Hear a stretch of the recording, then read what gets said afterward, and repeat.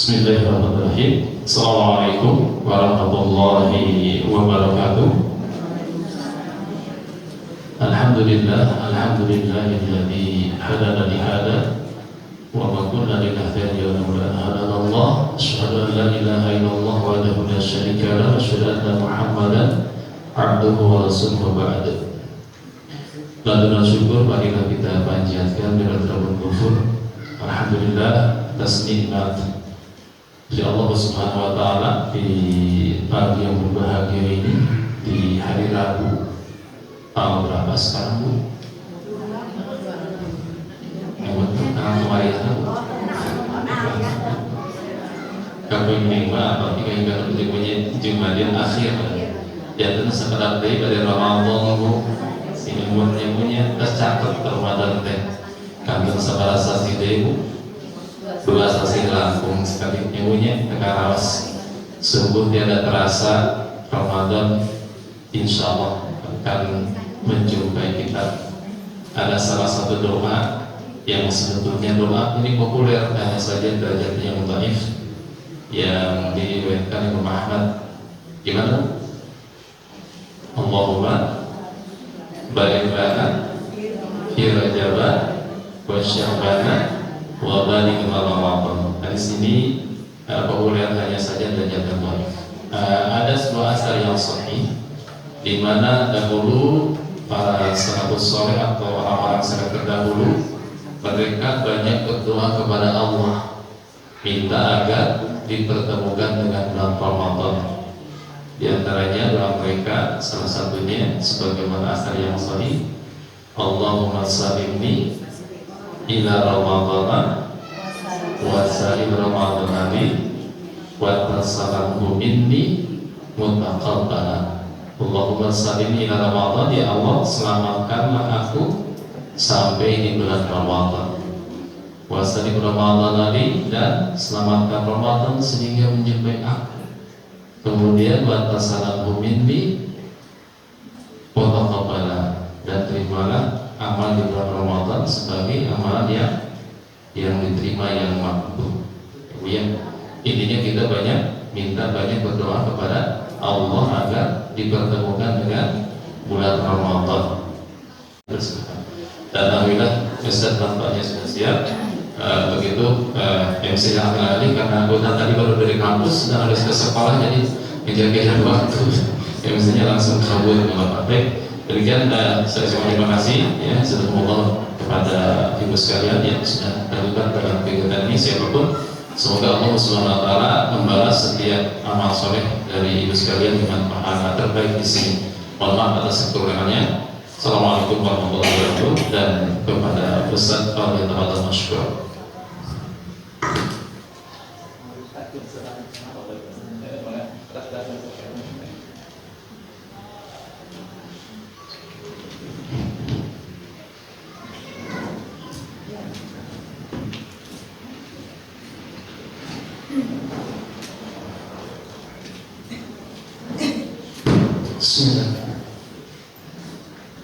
Innal hamdalillah nahmaduhu wa nasta'inuhu wa nastaghfiruh.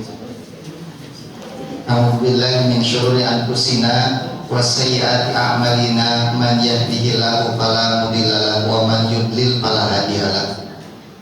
Asyhadu an la ilaha illallah wahdahu la syarikalah wa asyhadu anna Muhammadan abduhu wa rasuluh. Ya ayyuhalladzina amanu taqullaha haqqa tuqatih wa la tamutunna illa wa antum muslimun. Fa inna asdaqal hadithi kitabullah wa khairal hadyi hadyi Muhammad sallallahu alaihi wasallam wa syarrul umuri muhdatsatuha wa kullu muhdatsatin bid'ah wa kullu bid'atin dhalalah wa kullu dhalalatin finnar.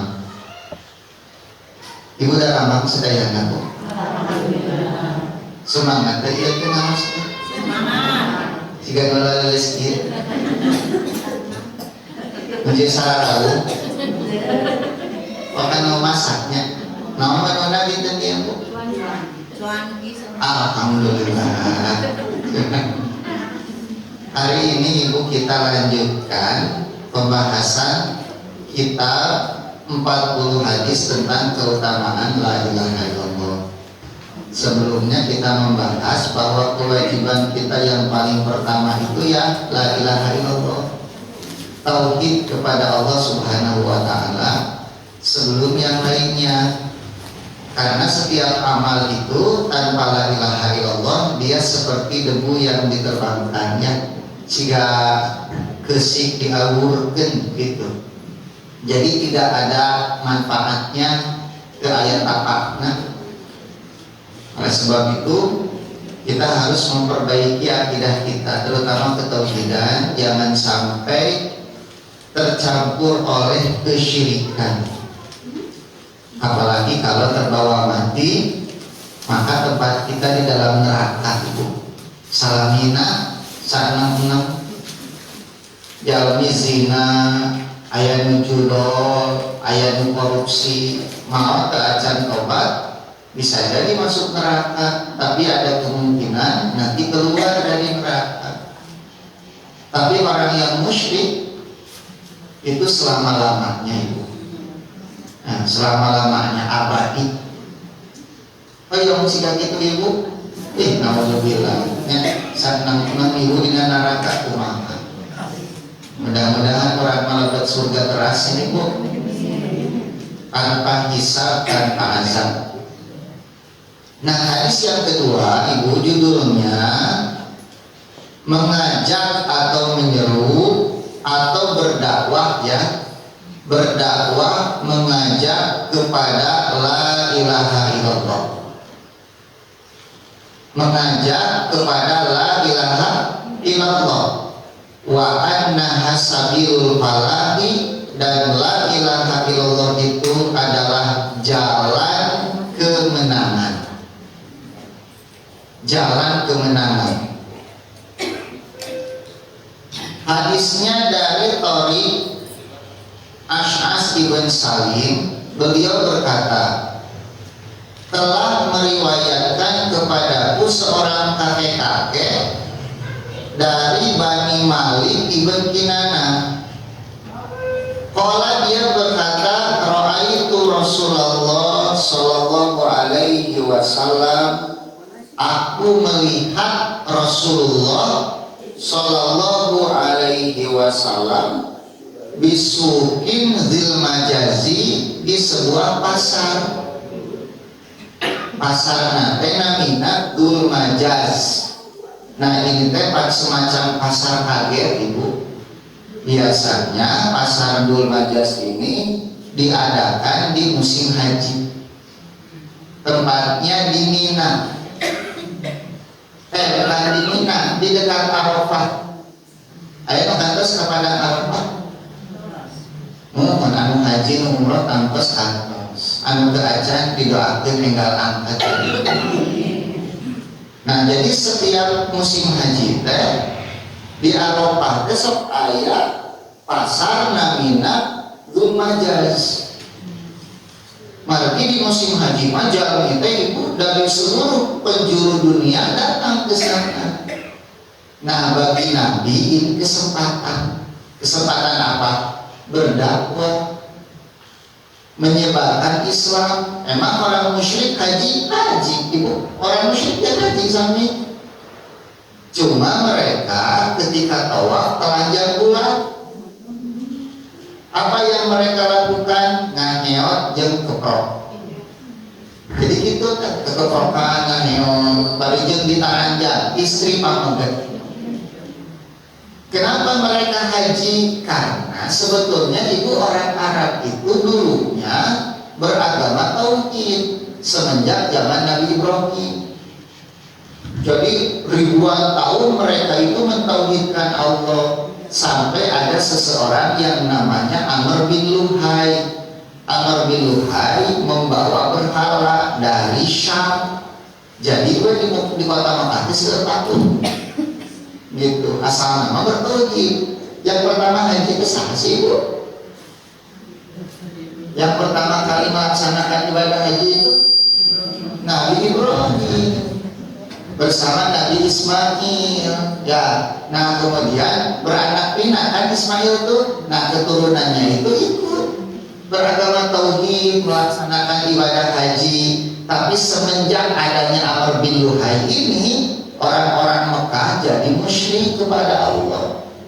Makanya kata Nabi, aku melihat Amr bin Luhai di dalam neraka sedang menarik-narik khususnya sendiri, kata Nabi. Jadi dia langsung khusus nanti punya liran.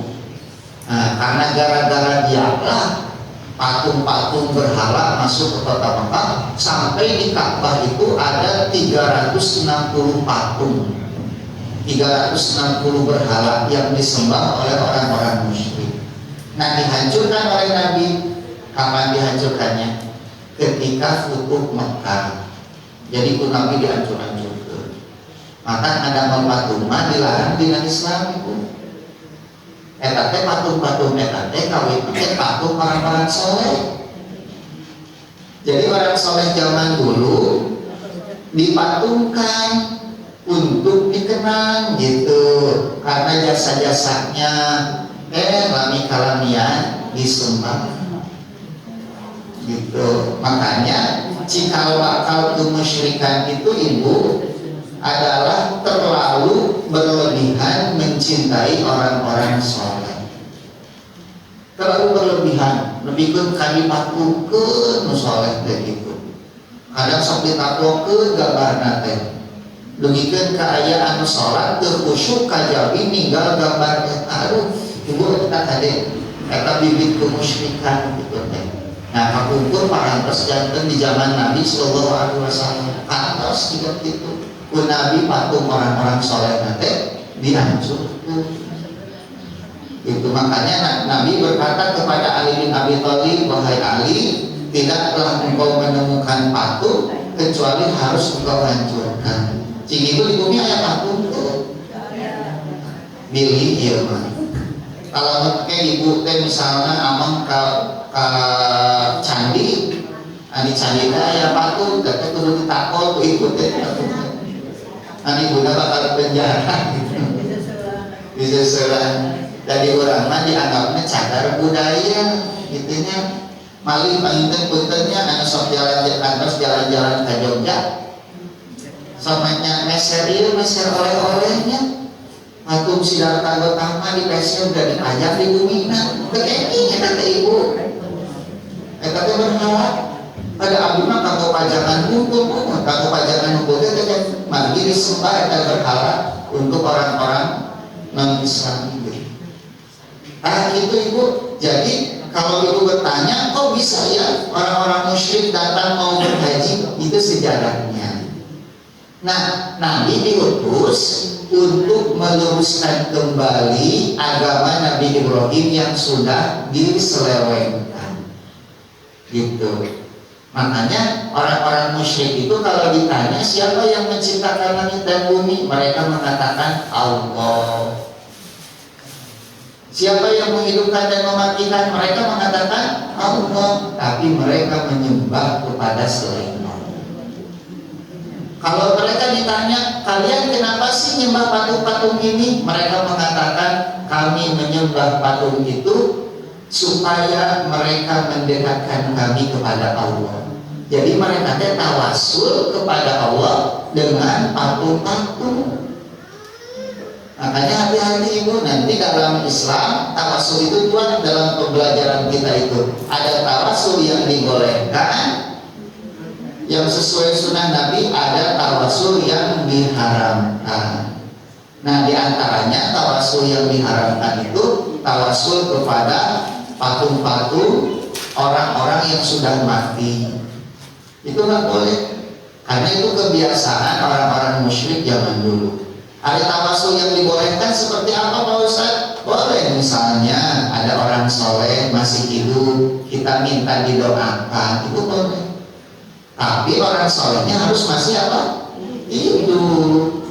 Bukan orang soleh yang sudah meninggal. Misalnya ibu sumpi ke ajengannya, sumpi ka kiai, sumpi ka ustad, Pak Kiai pandoakeun kurang kali abdi supados lulus dina ujianna, kenging eta. Tapi lamun ibu sumpi ka kuburan misalnya, Ka'bah Jamroh, gitu. Mbah gitu. abdi bade tawasulan. Nah, eta mah teu kenging, eta mah kebiasaan orang-orang musyrik zaman dulu. Nah, jadi gitu nih Ibu. Nah, deui tawasul anu kenging Ibu, tawasul yang boleh tawasul dengan amal soleh. Misalnya Ibu teh baca Quran. Ketika baca Quran, Ibu teh beres baca Quran, Ibu berdoa kepada Allah, ya Allah, aku bertawasul dengan bacaan Quranku ini agar Engkau memberikan aku rezeki kesehatan. Itu boleh. Ya, tawasul dengan amal soleh. Nah, ada lagi Ibu, satu lagi tawasul teh. Jadi tawasul dengan amal soleh, tawasul dengan doa orang soleh yang masih hidup. Satu lagi tawasul dengan Asmaul Husna, nama-nama Allah Subhanahu wa Ta'ala. Misalnya Ibu teh ingin minta rezeki, Ibu bilang ya Rozak, ya Rozak, ya Dzul Quwwatil Matin urzuqni. Ibu kayak dapat ya Syafi, itunya ya Syafi ya. Boleh itu tawasul dengan Asmaul Husna. Tapi dengan patung, dengan orang yang sudah wafat, walaupun itu orang soleh, maka itu dilarang di dalam Al-Quran, tidak boleh. Nah, jadi Nabi itu diutus untuk mengembalikan apa itu tadi ajaran Nabi Ibrahim yang sudah apa diselewengkan. Nah, makanya ketika ada musim haji, kemudian ada pasar, Nabi datang, yatakhallaluha, Nabi belusukan. Nah, jadi dulu belusukannya Nabi di pasar jam dakwah. Sanes digorong-gorong, bijil jadi presiden, itu segala itu belusukan. Tapi dakwah, gitu ya, menyampaikan kebenaran. Ibu pernah belusukan di pasar berdakwah? Gak Abiman, sami gak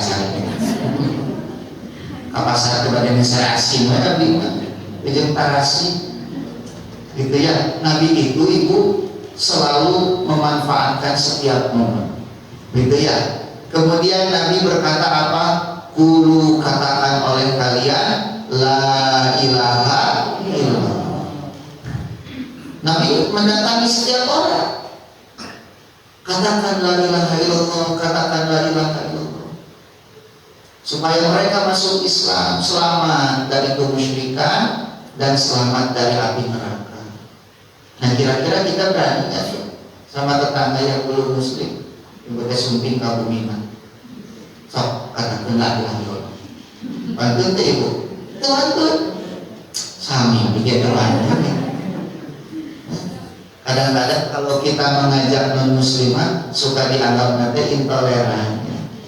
Dan memang di Indonesia mah ada aturan itu, nggak boleh kita menyebarkan agama kepada mereka yang sudah beragama. Tapi prakteknya itu mereka itu suka ngajak-ngajak saudara kita muslim untuk masuk agama mereka. Yang harus serius. Biasanya diiming-imingi nanti asal beas, sembako. Bahkan di Bandung itu di daerah timur ada yang butuh uang 15 juta, nggak bisa bayar. Terus kalau nggak bisa bayar boleh dibayar dengan pindah agama. Kumaha we caranya itu? Kadang ada yang dengan pernikahan, jadi pura-pura masuk dulu, setelah pura-pura masuk Islam, nanti setelah nikah balik deui ya kan. Apalagi sudah punya anak, kadang mau cerai teh kagok, Ibu akhirnya ikut saja pindah agama. Kumaha dan mereka mah punten Ibu suka menghalalkan segala cara. Itu faktanya di lapangan banyak yang seperti itu. Nah, kalau Ibu berani, boleh gitu ya, asal gak ketahuan sama yang ini saja gitu. Ngajak misalnya masuk Islam atau minimal memberitahu Islam itu agama yang paling benar.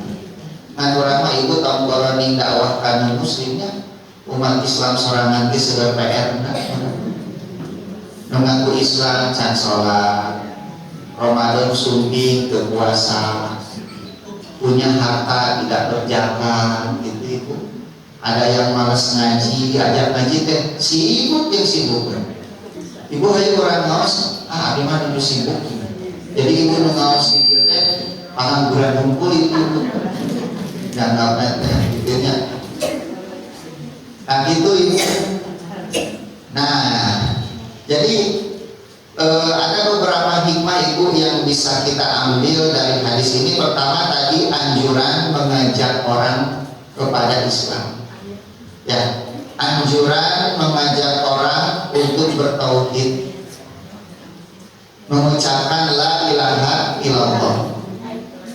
Sekaligus ini anjuran juga ibu, apa yang kita ajarkan kepada anak-anak kita gitu ya, pertama kali itu haruslah tauhid dulu, akidah dulu sebelum yang lain.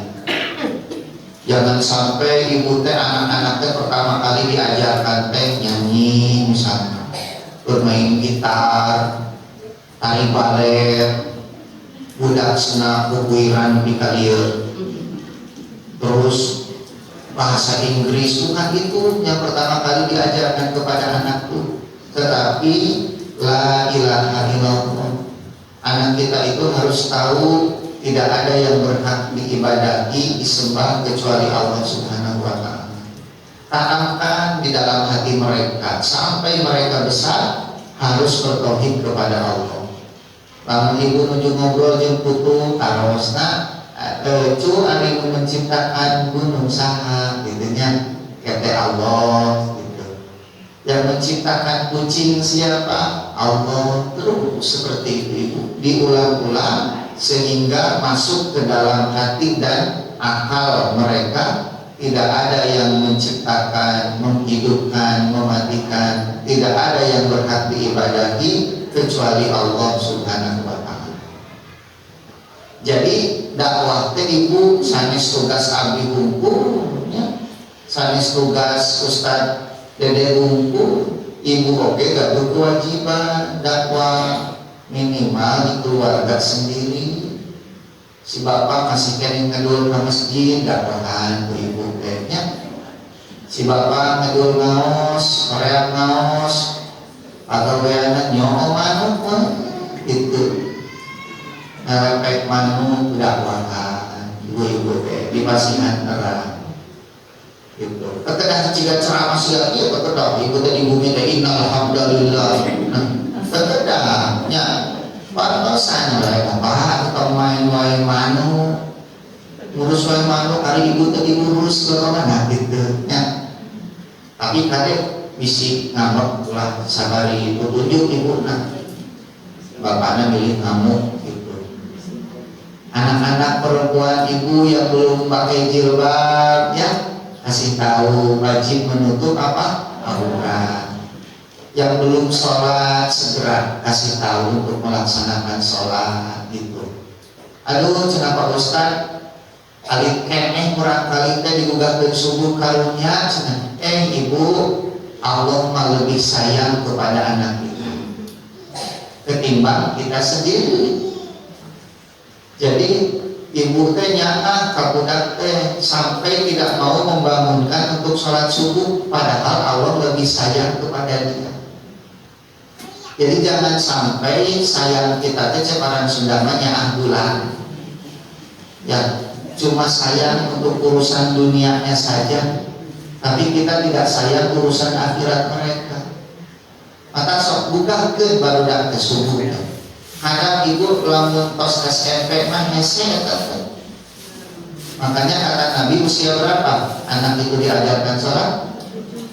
7 tahun. Ulah di keke 7 tahun langsung perintah sholat, 10 tahun tidak mau sholat cepret. Kalau Nabi kan gitu cepret. Kenapa? SMP disuruh sholat susah, SMA ada ngelawan. Makanya Nabi memberikan resepnya. Di usia 7 tahun sudah dibiasakan supaya terbawa sampai besar. Kalau mereka tidak sholat merasa berdosa nanti mereka, itu bagus, merasa berdosa karena tidak sholat. Nah, jadi ibu dakwahnya kita kerjasamanya Ibu di sini dapat ilmu, nanti ilmunya ibu ajarkan lagi sama anak-anak, sama si bapak, sama keluarga. Nah dari sini pun kita bisa belajar itu bahwa dakwah itu mengajak kepada Allah. Ya, dakwah itu ibu mengajak kepada Allah, bukan mengajak kepada diri sendiri. Ada tak sok loba ustaz dakwah nate ngan saukur ngumpul jamaah we, bukan mengajak kepada Allah tapi mengajak orang kumpul di sekitarnya supaya dia lebih populer, supaya dia lebih terkenal gitu. Makanya ada orang-orang yang dakwahnya itu bukan mengajak kepada Allah tapi ngajak kepada pribadinya, ngajak kepada kelompoknya, golongannya, partainya. Itu mah bukan dakwah. Yang namanya dakwah mah wa man ahsanu qawlan mimman da'a ilallah. Siapakah ucapan yang paling baik dari mereka yang menyeru kepada Allah Subhanahu wa taala. Gitu. Jadi dakwah kita itu mengajak manusia kembali kepada Allah, membesarkan Islam, bukan membesarkan diri sendiri. Jadi kita berdakwah membesarkan Islam supaya dakwah berkembang. Jangan sampai membesarkan diri melalui dakwah gitu. Itu niatnya sudah terbalik gitu. Nah, ibu dulu di dalam riwayat yang lain, ketika Nabi dakwah ini, ayah menuturkan di pangkerkan, ditutur Nabi teh. Nah orang yang nutur nanti bilang gini, om percaya, pembohong. Nah kemudian orang ini bertanya, itu siapa? Katanya, itu Muhammad. Kalau itu yang di belakangnya siapa? Itu pamannya Abu Lahab. Jadi ibu Abu Lahab setiap Nabi dakwah besok nutur. Ketika Nabi mengatakan ucapkan la ilaha illallah, ucap Abu Lahab ulah. Nah gitu. Ya. Nah sedang gitu ibu. Padahal ibu Abu Lahab mana? Ternyata ibu seringkali yang musuh dakwah saudara sendiri. Orang yang pertama menolak dakwah kita seringkali orang terdekat. Makanya kalau ada seseorang di satu rumah tangga atau di sebuah keluarga ada ahli ilmu, kata para ulama biasanya orang yang paling tidak mengambil manfaat dari ilmu orang itu adalah keluarganya sendiri. Ada seorang anak jadi ustaz, dakwah nama karena diajar aku budak-budaknya. Dan ternyata itu sudah sejak dulu itu. Imam Abu Hanifah pernah berfatwa ngasih tahu ibunya dan terpercaya ibu nanti. Ibu mah nanya ke ulama nusanes, padahal anak nanti ulama kata ibu. Ibu mah harus ke ulama nusanes diantar ke Imam Abu Hanifah teh. Bertanya tentang masalah yang sama, ternyata jawabannya sama dengan Abu Hanifah. Kalian percaya? Tuh, makanya para ulama mengatakan orang yang paling sedikit mengambil manfaat dari ahli ilmu adalah yang terdekat dengannya. Makanya jangan heran kalau ibu mulai berdakwah, nanti yang pertama kali memusuhi keluarga sendiri. Gitu ibu. Kakak sendiri, adik sendiri, paman sendiri, bibi sendiri, bahkan Nabi Nuh jeung Nabi Lut sangat musuh ibu. Musuh dakwahnya siapa? Istrinya sendiri. Musuh dakwah istrinya sendiri, Nabi Nuh sama Nabi Lut itu. Bahkan Nabi Lut, Nabi Nuh itu ditambah anaknya itu Kanaan itu yang ditenggelamkan oleh Allah Subhanahu wa taala. Tuh, jadi Nabi Muhammad pun yang pertama kali menolak dakwahnya adalah pamannya sendiri, yaitu Abu Lahab. Maka ayat di Al-Quran tabbat yada abi lahabi wa tab ma'agna anhu maluhu wa ma kasab dan selanjutnya gitu. Nah, kemudian di sini dikatakan annaha, di antara hikmah hadis ini annaha sababul falah wal fauzu fid darain, bahwa kalimat la ilaha illallah itu ibu adalah sebab kemenangan. Kemenangan di mana? Di dunia dan di akhirat. Dengan la ilaha illallah ibu menjadi seorang muslim. Dengan menjadi muslim, semua kebaikan ibu, amal ibu diterima oleh Allah Subhanahu wa Ta'ala. Dengan kalimat tauhid ibu, la ilaha illallah, kehidupan kita itu diperbaiki oleh Allah. La ilaha illallah itu satu kalimat yang kalau kita ucapkan berulang kali itu bisa memperbaiki keimanan.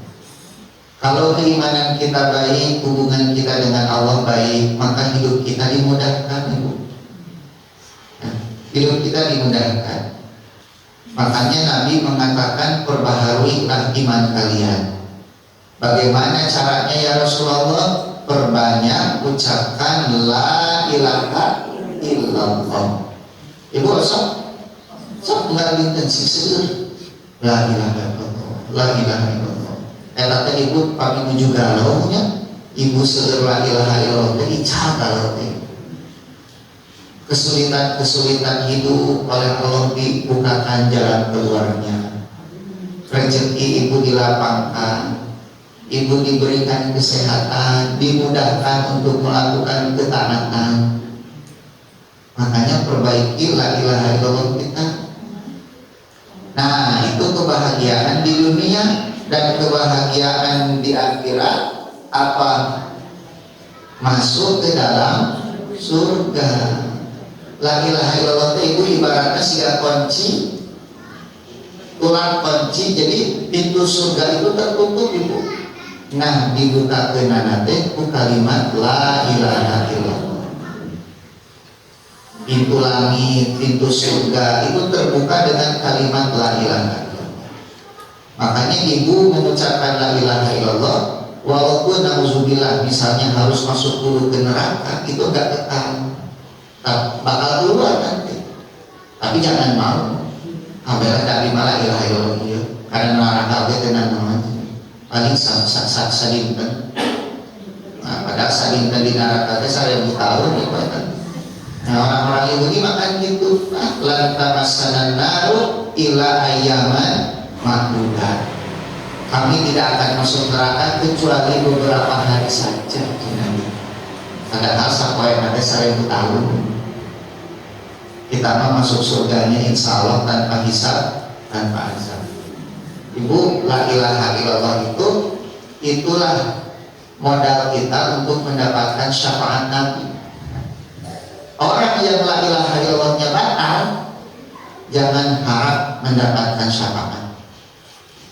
Nabi pernah ditanya, ya Rasulullah, siapa orang yang paling bahagia dengan syafaatmu pada hari kiamat? Nabi mengatakan, orang yang mengatakan la ilaha illallah ikhlas dari dalam hatinya. Tuh, jadi la ilaha illallah itu sebab kebahagiaan di dunia dan di akhirat. Yang terakhir ibu, yang terakhir hikmah dari hadis ini apa? Istiqbal nushinas, sangat dianjurkan menasehati manusia. Wa irsyadihim, dan mendakwahi mereka fi makani ijtima'atihim, di tempat-tempat mereka berkumpul gitu ya, seperti di pasar. Kalau kita nih lagi ngumpul di masjid, nanti ibu ngadain arisan di rumah, daripada dangdutan mending manggil ustaz. Kosong ada dibutinnya Pak, arisan keluarga atau arisan tetangga. Misalnya ada arisan kan ngumpul tuh, itu teh sangat dianjurkan untuk berdakwah di tempat-tempat seperti itu. Atau Pak Ustaz kami terbiasa sok mondang ustaznya saha Ustaz Dede memberikan tausiah daripada adina arisan teh sabari cocok kita ngagior. Kumaha menuju ngagior maut, mendingan maut menuju ngaosnya, menuju ngaos daripada menuju ngagior dan dangdutan. Itu. Aduh dah pausa di mana dangdut lagi dangdut raja dangdut. Anda sambil aja dangdut oke. Tidak akan menyelamatkan kita dari siksa Allah. Makanya nanti tuh misalnya bulan Lebaran itu suka ngumpul dengan keluarga. Coba itu teh momen kita untuk berdakwah. Setiap kali ada kerumunan, ada kumpulan orang, dianjurkan bagi kita untuk memberikan nasihat. Atau lagi ngobrol nih dengan keluarga, oh suka ngaji nggak sama mana? Abdi mah Korea, ada ustaz. Sepuluh sudah ada untuk ustaz. Ya, Pak Ustaz. Lebih baik untuk di pengajian memperpahala gitu. Ngacain oke dan memperpahala paham saja. Nah jadi itu ibu ya beberapa poin yang bisa kita pelajari dari hadis Nabi Sallallahu Alaihi Wasallam dari siapa, dari Syekh min Bani Malik ibn Kinana. Beliau berkata, aku melihat Rasulullah Sallallahu Alaihi Wasallam di pasar Zilmajaz sedang belusukan. Beliau mengatakan, katakan oleh kalian la ilaha illallah tuflihu, maka kalian akan menjadi orang-orang yang beruntung. Wallahu a'lam bishawab. Maka ibu daripada ayat batara sadara.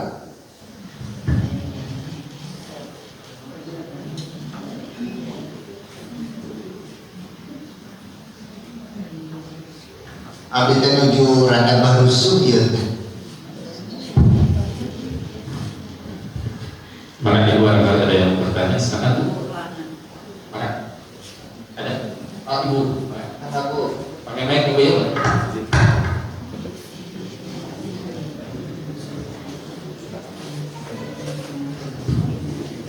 Assalamualaikum warahmatullahi wabarakatuh. Waalaikumsalam. Saya usah bertanya, kalau apa masalah masih ada Pak Ustadz ya, kita melihat itu ada kelompok-kelompok ibu-ibu pengajian yang suka ziarah ke makam-makam sunan gitu Pak ya, di makam-makam yang orang yang di ada saya lupa yang misalnya apa ya, yang dimuliakan ya. Dimuliakan begitu Pak Ustaz. Nah bagaimana hukumnya Pak Ustaz? Karena waktu saya itu haji Pak ya, dan qadarullah juga karena di Ramadan Ramadan terakhir itu di Madinah itu dibuka semua pembatas antara laki perempuan. Dan alhamdulillah dengan sangat apa ya, pikiran bagaimana, perasaan bagaimanapun, nggak perlu dibilang gimana, kita bisa melihat yang perempuan Pak Ustaz ya, bisa melihat kuburan Rasulullah, artinya sebelah sininya gitu. Pada saat itu askar wanitanya ya, saking kita senangnya, jadi kita sambil berdoa menghadap kuburan Rasulullah. Itu sama askar dipukul pakai kain gitu, kiblat gitu. Nah artinya itu untuk Rasulullah kita tidak boleh berdoa menghadap kuburan gitu. Bagaimana kalau yang selama ini banyak kita lihat orang yang berziarah ke kubur wali gitu. Terima kasih Pak Ustaz. Assalamualaikum warahmatullahi wabarakatuh. Waalaikumsalam warahmatullahi wabarakatuh. Yang pertama, wali itu, yang pertama ya, definisi wali itu adalah alladzina amanu wa kanu yattaqun.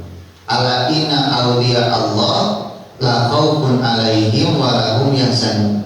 Sesungguhnya wali-wali Allah itu tidak merasa takut dan tidak bersedih hati. Siapa mereka? Alladzina amanu wa kanu yattaqun, yaitu orang-orang beriman dan bertakwa kepada Allah. Jadi kalau ibu beriman, bertakwa, ibu teh wali. Ibu beriman tak kepada Allah? Bertakwa tidak? Berusaha kita bertakwa ya, berarti kita teh wali. Dan kewalian kita di sisi Allah bertingkat-tingkat sebagaimana tingkatan keimanan seseorang beda-beda. Nah, gitu ya. Artinya kalau mendengar wali itu jangan dikhususkan kepada wali songo saja. Misalnya kan ada istilah wali songo ya. Ya mereka para wali insya Allah. Tetapi wali itu tidak terbatas hanya wali songo saja, tapi semua orang beriman dan bertakwa kepada Allah Subhanahu wa taala. Itu wali. Yang kedua, ziarah kubur itu boleh, baik laki-laki maupun perempuan boleh. Cuma untuk perempuan tidak boleh menjadi kebiasaan yang terus diulang-ulang. Karena Nabi mengatakan Allah melaknat wanita yang sering berziarah kubur. Gitu ya. Jadi sesekali saja. Nabi mengatakan kuntu nahaitukum an ziyaratil kubur. Dulu aku melarang kalian ziarah kubur. Fazuruha, sekarang ziarahkan. Kenapa? Fa innaha tudzakirul akhirah.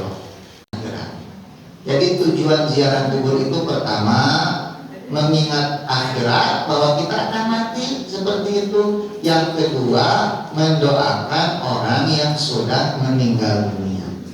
Bukan meminta kepada orang yang sudah meninggal. Ini catatannya, bukan meminta kepada yang sudah meninggal, tapi mendoakan.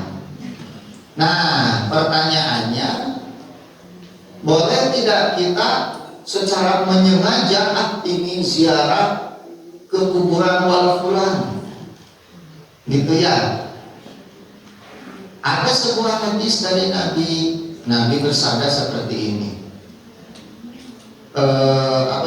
La tasyuddu ar-rihal, kata Nabi.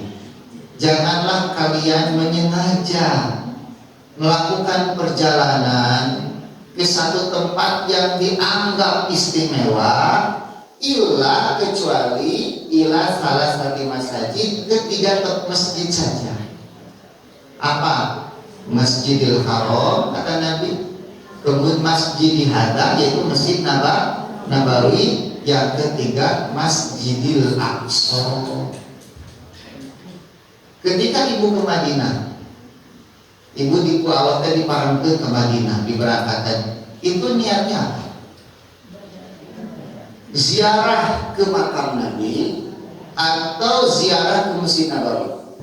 Apa niatnya? Coba saya ingin nanya. Kalau ibu nanti suatu saat ke Madinah, niatnya apa? Ziarah ke Masjid Nabawi atau ziarah ke makam Nabi? Ziarah ke Masjid Nabawi, bukan ke makam Nabi. Karena Nabi mengatakan jangan kalian pergi ke satu tempat yang kalian anggap istimewa kecuali tiga saja: Masjid Nabawi, Masjidil Haram, dan Masjidil Aqsa. Jadi ketika ibu datang ke Madinah, itu niatnya itu ke Masjid Nabawi. Nah, nanti di Masjid Nabawi kan ada kubur Nabi, boleh ibu ziarah ke sana. Jadi caranya, niatnya seperti itu, gitu ya. Nah, kalau ke kubur Nabi saja tidak boleh kita menyengaja seperti itu, apalagi ke kubur-kubur yang lainnya. Kenapa nggak ke Cibangkong saja misalnya? Atau di sini apa yang paling dekat itu? Kuburan apa di sini yang paling dekat? Ke Cipageran saja kan sama-sama saja ya. Kenapa harus jauh ke sana gitu, sampai sewa mobil, bajunya macam-macam lah gitu ya? Ada apa bedanya coba? Ya karena orang kalau sudah meninggal semuanya terputus amalnya kecuali tiga. Apa yang pertama?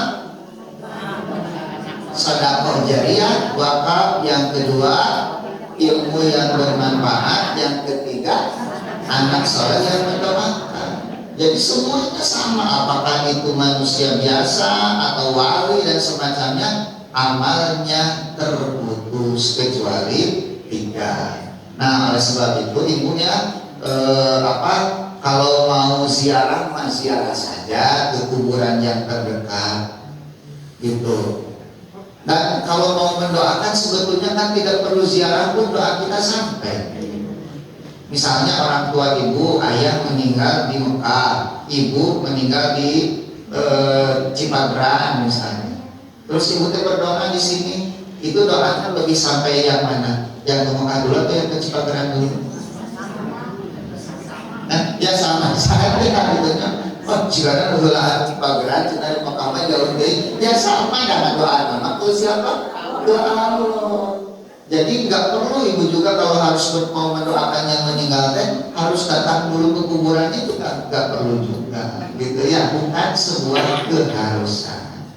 Nah, gitu ya. Jadi tidak perlulah ada kebiasaan ziarah-ziarah ke orang-orang yang dianggap apa soleh. Bahkan terkadang ada ibu orang yang dulu itu pernah ada sehari-harinya mabuk dan semacamnya, tapi sudah meninggal jadi dianggap kuburan lagi, itu ada juga di Tasik.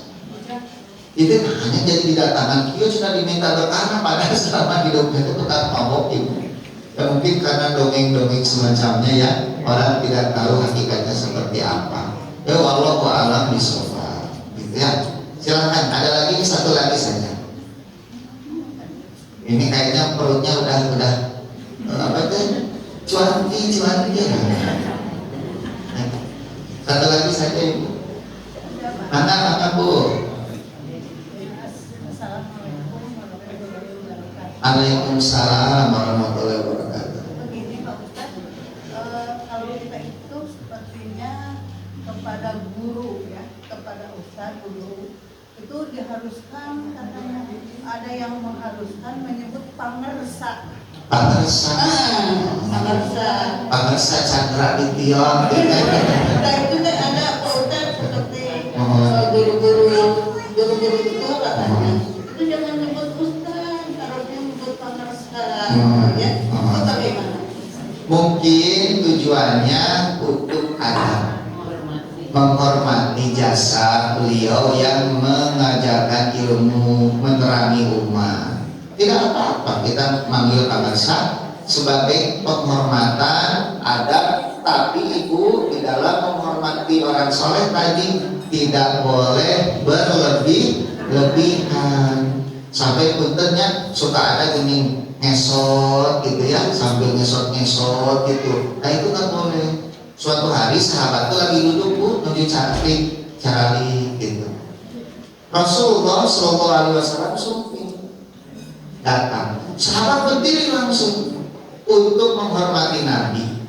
Tapi kata Nabi, ijlisu, duduklah kalian. Janganlah kalian berlebih-lebihan memuliakan aku sebagaimana orang-orang Nasrani berlebih-lebihan memuliakan Isa ibnu Maryam. Itu aja nama ibu kontennya terlalu namanya over lah gitu. Padahal Nabi kan sudah mengajarkan bagaimana hormat kepada ahli ilmu. Para sahabat pun hormat kepada Nabi, tapi tidak pernah ada sahabat yang sampai ngesot-ngesot di depan Nabi Sallallahu Alaihi Wasallam.